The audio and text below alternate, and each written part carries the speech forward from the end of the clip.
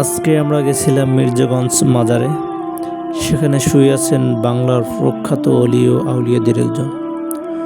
তিনি হলেন মরহুম ইয়ারউদ্দিন খলিফা রহমতুল্লাহি আলাইহ। তিনি এই অঞ্চলে ইসলাম প্রচার করতে আসছিলেন।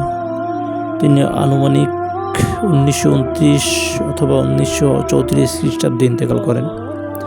তারপর থেকে এখানে তার কবর ও মাজার জিয়ারত করতে বিভিন্ন অঞ্চলের বিভিন্ন লোকজন, বিভিন্ন ধর্মের বিভিন্ন পেশার লোকজন এখানে ছুটে আসেন এবং আল্লাহর রহমতে এবং তার উছিলায় যেন রোগ ব্যাধি বালা মুসিবত দূর হয় এর জন্য বিভিন্ন মানুষের বিভিন্ন ধরনের মানত করে থাকেন। এখানে অনেকেই মানত করার জন্য চাল, ডাল অথবা চিনি বা নারকেল নিয়ে আসেন এবং এখানে পায়েসের ব্যবস্থা করেন এবং এখানে বিভিন্ন অসহায় হতদরিদ্র লোকজন থাকেন, তাদেরকে খাওয়ার ব্যবস্থা করেন।